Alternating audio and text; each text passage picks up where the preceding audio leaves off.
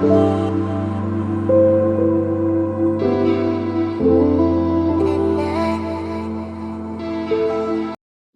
and we're now in our 12th episode through the journey and looking at why the Leafs have not won a Stanley Cup since 1967. And we're going to get into the 1965-66 season. So just the year previous to that. We're going to definitely look into the NHL teams that are in the league, still six at this point, and certainly including the Leafs. We'll take a little deeper dive into them as well. And Leafs are definitely looking to make improvements. I mean, yes, they made the playoffs last year, but they had won the Stanley Cup 3 years in a row previous to that, and were knocked out in the first round by Montreal. I mean, that's a pretty darn good team to lose to, but I'm pretty sure Old Punch was looking to return to the finals and win another Stanley Cup in Toronto. So here we go. In first place at the end of the season, after winning the cup the previous year, they continued their great play, and that is the Montreal Canadiens. They had 90 points at the end of the year, and they're still playing 70 games at this point. Led by their captain Jean Beliveau and Bobby Rousseau. Uh, each of them were leading the league, tied in leading the league in assists. Both had 48. Russo led the Habs. He had 30 goals. Gump Horsley was the number one guy in Toronto or Montreal. Sorry, it was in Montreal. He had 28 wins. While Hodge still was there too. He had 13 for Montreal. The both of them ending up winning the Vezina Trophy that season as they led the league in goals against. In second place was the Chicago Blackhawks. They had 82 points. Bobby Hall had a terrific season this year. He had 54 goals and 97 points, leading the league in both of those categories. As well, he led the league in power play goals with 22. Great effort there. He won the Hart Trophy as the MVP, and of course the Art Ross having the most points. Stan Nikita was tied with Beliveau and Russo. He had 48 assists as well. And Glenn Hall was their number one goalie. He had 34 wins. Um, they led the league in goals for, which shouldn't be a surprise, as Bobby Hall had 54, which was way out in front of number two, and I'll get to who that was later. The Leafs improved their position this year, and they finished in third place with 79 points. In fourth place was the Detroit Red Wings, who had 74 points, dropping all the way from first place the previous season. Norm Ullman and Alex Delvecchio led the team with 31 goals apiece, and Gordie Howe led the team with 75 points. Delvecchio also won the Lady Byng Trophy that year. It definitely looks like there are more goals being scored this year. I didn't look it up how many goals were scored this year compared to the previous season, but it definitely looks like the goal totals are going up for sure. And Roger Crozier was the guy in net for the Wings. He had 27 wins. Now, falling out of the playoffs again. And at first glance, you might think, gee, they're making improvements. They've improved their placement. It was the Boston Bruins who were in fifth place. So they've come kind of right out of the bottom of the basement here. But they still had 48 points. The previous season, they also had 48 points. Um, so maybe out of the basement, but you still haven't hit the main level of the house yet. Um, which I guess means you're still in the basement. But Johnny Busick led the squad with 27 goals. Now the Bruins in net, they had a 1-2 punch here I liked a lot. They had a 20-year-old rookie, Bernie Perron. He won 12 games for them, and Eddie Johnston was still there. He was the other main goalie. He won 9 games for them. As well, they had a 25-year-old Jerry Cheevers. He played 7 games for them in that season as well. Those are three great goalies right there to choose from to play net for you. Um, their problems were outside of the net, though. They really need to improve their defense. Their defense first here. That's first and foremost, in my opinion.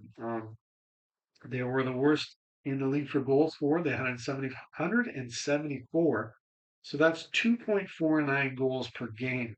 They were also worst in goals against, with they allowed 275. So they are letting in 3.93 goals per game. That gave them a terrible minus 101 goal differential. That's awful. They had 2,503 shots against them.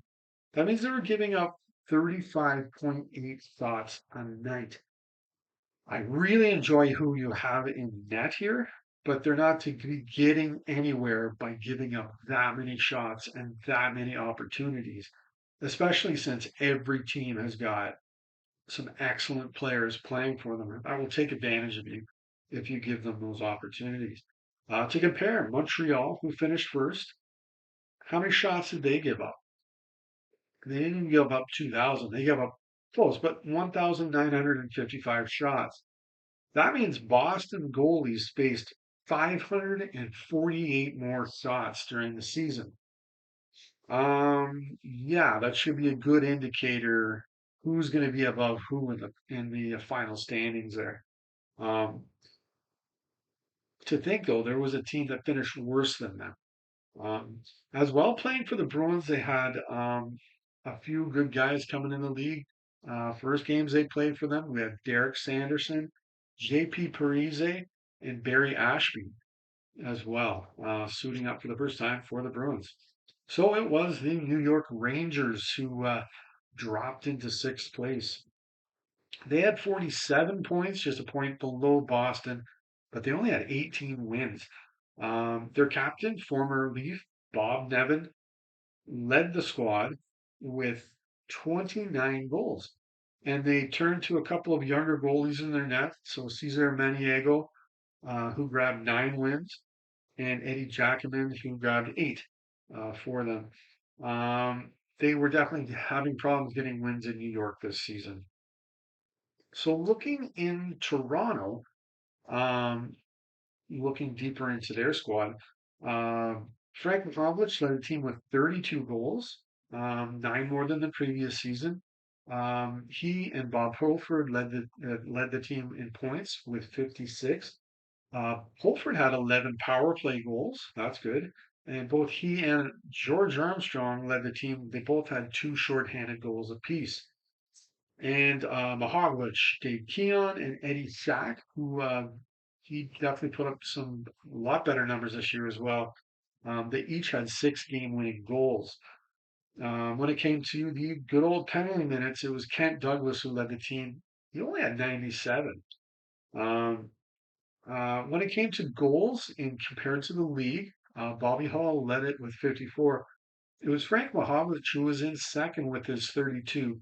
So he was 22 goals ahead of the next closest guy. That's a lot. That's excellent work by Bobby Hall. With points, Frank and Pulford, they finished in 11th place with their 56 points.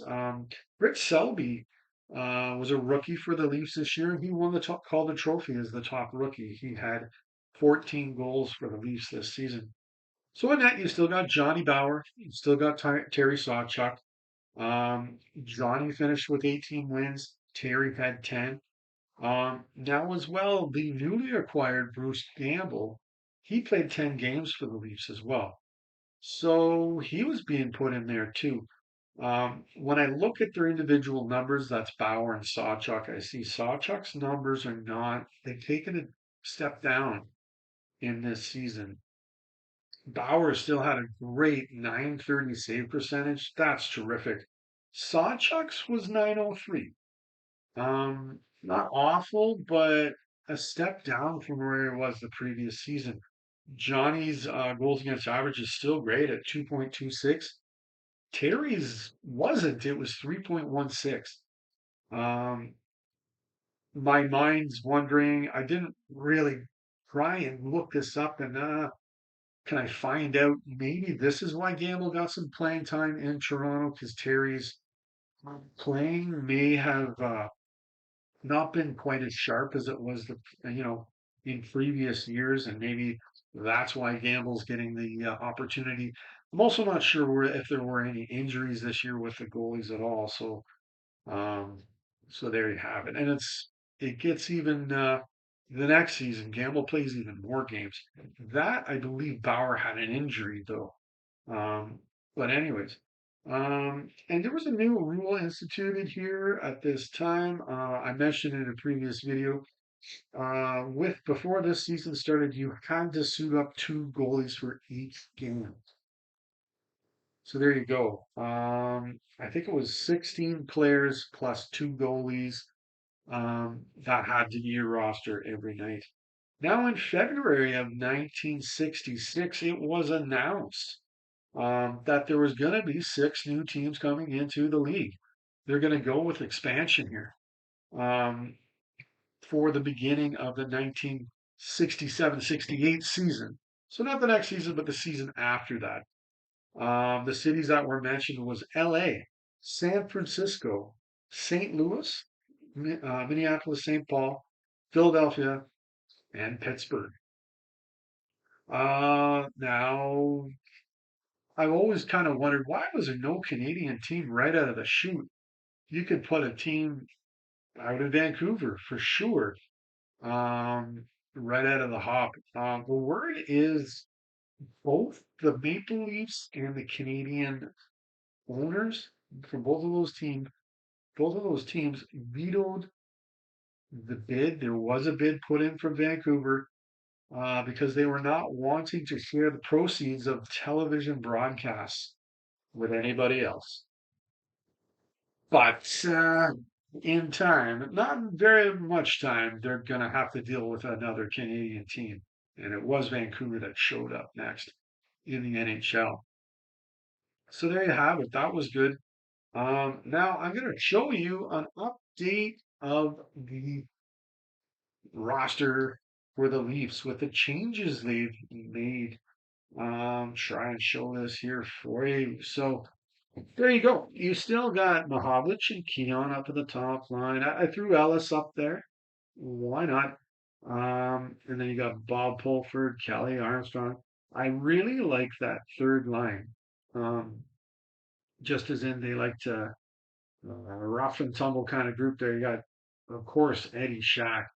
You got Pete Stemkowski, and you got Orland on the right wing there. So all three of those guys were certainly Eddie, but all three of those guys were not afraid to mix it up. And you got Selby and Wally Boyer. I think he was 28 at the time, but he was in the Maple Leaf system and he was given a shot this year at center. And then yeah, I'm pretty sure this was the only season he did play in Toronto, but he certainly got a lot more playing time once the expansion happened. And I think he went over to the Oakland Seals to begin with. So those are your forwards. And then you got, as well, you got Larry Jeffrey and Eddie Joyal that they just picked up before the season. Those are a couple of your extra guys as well. And then on defense, you got Timmy Horton, Alan Stanley, Kent Douglas. You got Marcel Pronovost and Bobby Bond. Now, you might ask, well, what about that other guy? What happened to Carl Brewer? Well, Brewer retired.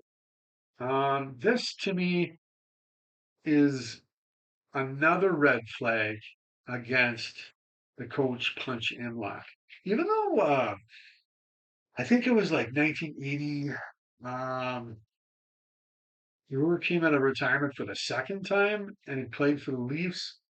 Not very much, like maybe 15 games or something, but Punch was the GM at the time, but Brewer retired to play, I think it was university hockey, or I think it was university hockey rather than play with the Leafs. I'll punch it in here if it's something else. And I definitely think that is from all the pressures that Punch put on the players, and Brewer had enough of it. He didn't want to deal with it anymore. I don't think it was worth it for him, even though he won multiple cups in Toronto. And I wonder if he didn't retire and just kept playing, would he be in the Hockey Hall of Fame? He's not. There was a few years there he took out, much like Ronnie Ellis, for a different reason. But I wonder. So this is yet another red flag. I wonder about Punch Imlach. And as an owner, um, you know what? I may not be afraid to let Punch go. Bring in another guy who works differently with the players. Do the best you can to talk Carl Brewer into coming back to the team and having him in your back into your defense core because he's gone. He's very important. He was a heavy hitting, rough and tough defenseman that yeah, they certainly missed once he wasn't in the lineup. Um so that yeah, there you have it. And then there that is why they went out and got Marcel Pronovost, in my opinion, because Brewer wasn't going to be there. So they needed that other defenseman, somebody big to step in for them. So there you go. But yeah, and then sorry in net you had Johnny Bauer, Terry Sawchuk, and Bruce Gamble. He played 10 games, so I snuck him in there at the bottom. So, anyways, if you like this video, don't be afraid to hit like, or definitely you can subscribe. I'm planning on keep adding videos on here, running through the years about the Leafs. I will finally get to the point where they win their last Stanley Cup, and then the gloves are going to come off. Okay, I'm not going to be like ruthless or like get crazy here, but I will then know they will not win another Stanley Cup. So okay, here a thing, like at this point, I won't say yes, I would definitely fire Punch Imlach, but um, yeah, it's possible. Maybe after that Stanley Cup win, maybe I would have, because there was a lot of players that didn't like his coaching style, his way, his ruthlessness, I guess, dealing with the players and no nonsense, that style of coaching. But anyways, if you want to comment anything on anything as well, don't be afraid to do that as well. And can't wait to bring you my next one. And go Leafs go!